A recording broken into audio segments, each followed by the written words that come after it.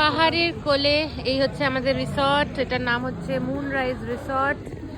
আর এই হচ্ছে জেঠু মা এখানে। এটা হচ্ছে আমাদের ডাইনিং হল, এখানে আমরা খেতে আসি। মেম্মাও আছে এখানে। আর এরকম ভাবে লাইন দিয়ে দু সাইড দিয়ে এরকম কটেজ আছে। এই যে মুনরাইজ রিসর্ট।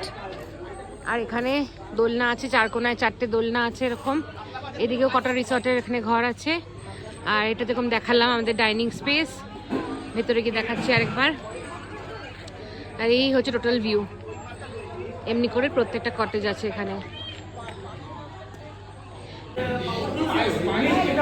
এই হচ্ছে ডাইনিং রুমটা,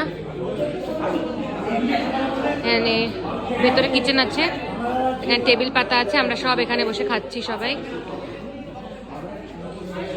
আর বেরোলেই তো এরকম কটেজ, এখানে ওয়াশ বেসিন সব কিছু আছে, ডাস্টবিন বগেরা আছে।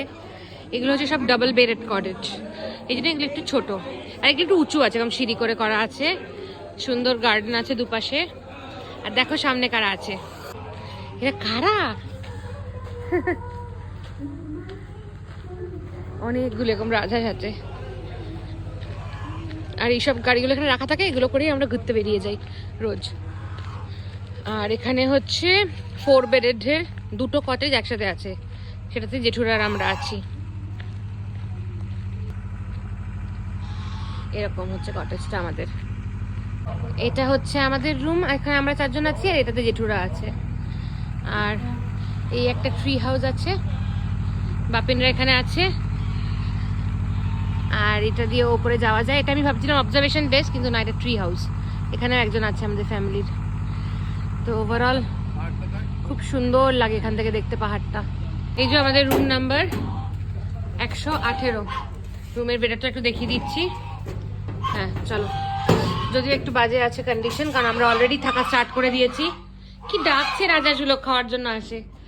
Ignore the mess please. এখানে মা, বাপিনার আমি আছি। আর এটাতে মা আছে, ওদের বেড অনেকটাই ভালো আছে।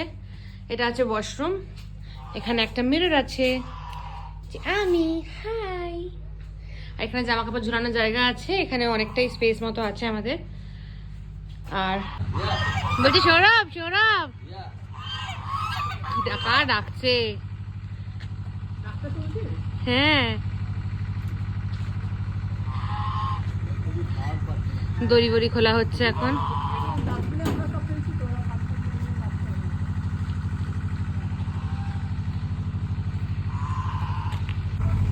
এই দেখো সিঁড়িতে ওটা হচ্ছে ছবি তোলার জন্য ট্রি হাউসে।